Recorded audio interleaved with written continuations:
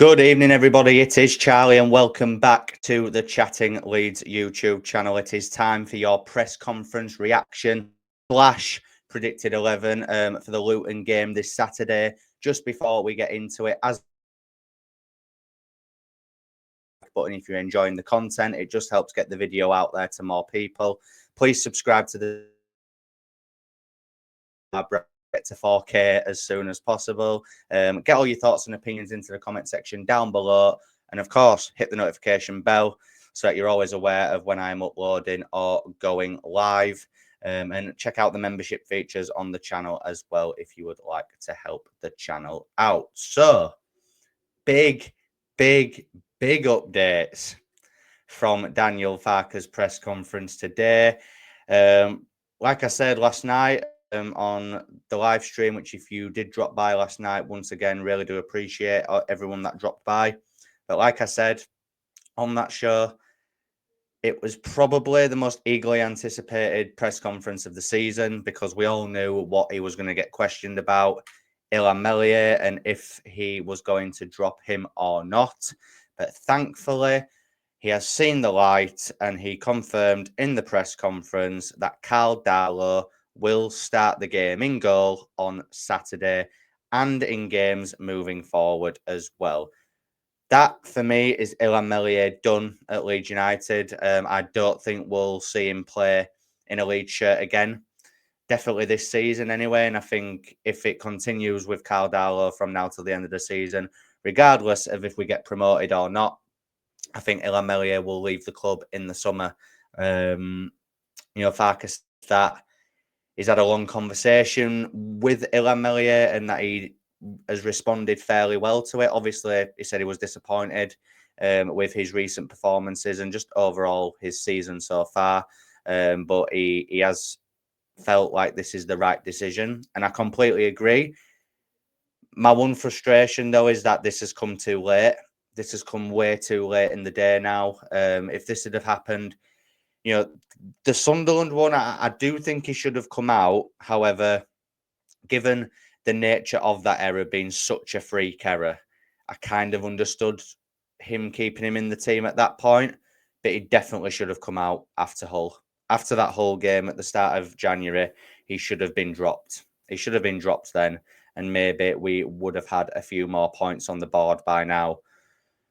But the saving grace, he's made the decision now, and we as Farke said himself, he's done it. The big factor in this is that he's took him out to get him out of the firing line, really, because all the press after the game on Saturday was about MESLIER, and Sky Sports even putting a compilation out from the Swansea game of him obviously saving the penalty. He made the other good save just before the one that he dropped, and then obviously the late equaliser as well. And he's kind of become a bit of a meme this season for Leeds United, and Burnley and Sheffield United fans respectively have both been saying on social media that if Michael Cooper or James Trafford was in the Leeds United goal, Leeds would be well clear by now, and I completely agree with that. Completely agree with that take. Obviously, Daniel Farke was asked about his controversial comment after the game the other day, obviously saying that he's 100% convinced that Leeds will be in the Premier League next season. And he basically reiterated that opinion. He went on quite a bit of a extended monologue about the fact that he is still 100% convinced that whether it's automatically or via the playoffs, he is confident that Leeds United will be a Premier League club next season. But he just kept saying it over and over and over again. And I was listening to the press conference as it was happening, and I was just thinking, Daniel, please stop talking. Please stop talking, because he's just digging himself a bigger hole if it fails this season. And yeah, he's probably thinking he's got naught to lose now, because I think this might be a hot take, but I think even if we get promoted, I think he's fine. I wouldn't be confident going into the Premier League under Daniel Farke. That's just my opinion. I've seen a lot of people say it as well, and I do kind of get on board with that rhetoric. However, I understand the argument as well that if he does get us up, that he at least deserves a chance. So it's a bit 50-50. But if he doesn't get us up, he's getting sacked anyway, and that's facts. So he can come out and say whatever he wants really now, because I think either way his job's on the line. So yeah, he basically came out and just reiterated, as I said, that he does think Leeds will be a Premier League club. It kept also saying that he is cool and he is calm in this moment and that he's not panicking, he's not nervous. But again, kept repeating himself and repeating and repeating. And it just screamed of a man who is under the cosh and is feeling the pressure a bit, which maybe that's a good thing. Maybe it's a good thing that he's now feeling the pressure. That's why he's made the big decision to drop MESLIER and bring DARLOW in. And, hopefully we see a few changes in the rest of the team as well. Start Willie Gnonto in the 10. He was asked about Gnonto.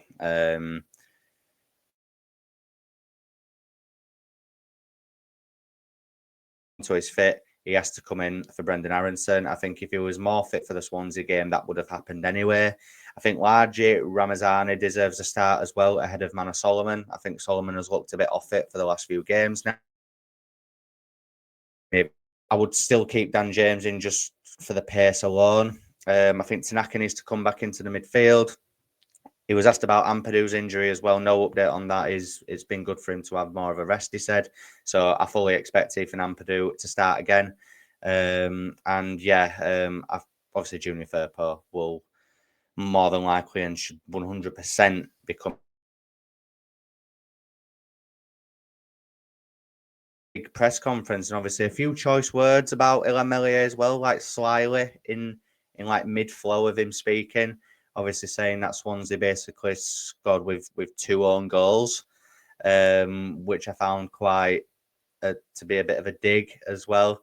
And obviously he was saying, that ISLAN knows that the errors that he made are just not good enough. So, it did address it, to be fair. But again, like I said, I'm just still quite annoyed that it's taken this long. DARLOW is coming in now for 7 remaining games. Obviously, he was asked if MESLIER could come back in, between now and the end of the season. And he said he doesn't like to rotate goalkeepers from game to game. But obviously, he did admit that, if there was a red card to DARLOW, if there was an injury, a suspension, anything like that, he said then he would, of course, have to put MESLIER back in.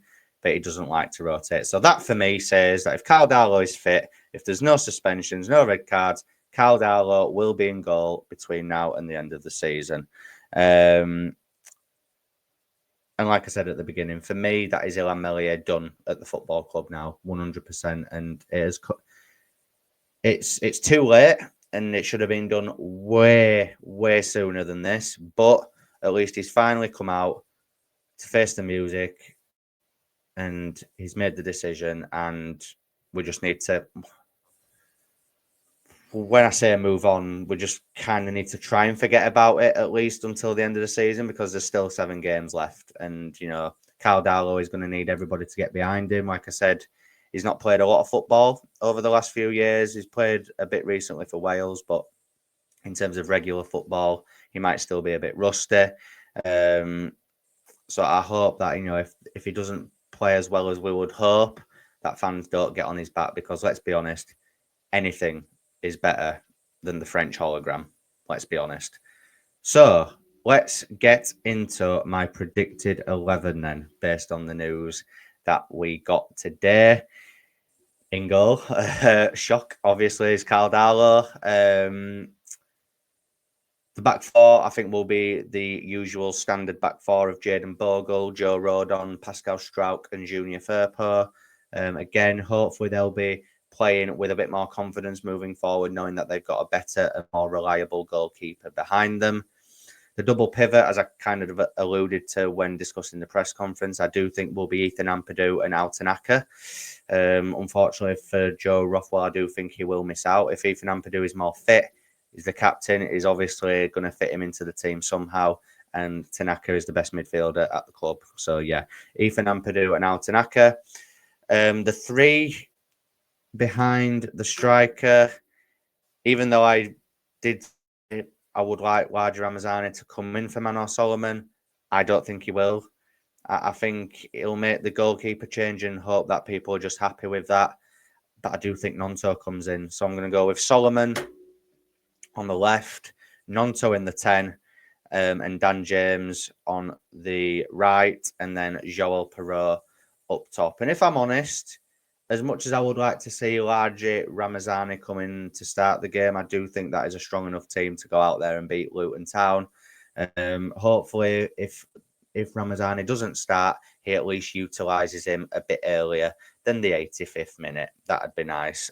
So yeah, that brings us to the end of tonight's upload, guys. Really hope that you've all enjoyed it. Hit me up in the comment section down below with your predicted 11s. If is anything that you would change from mine, do you agree? Are you as happy as I am that MESLIER has been dropped?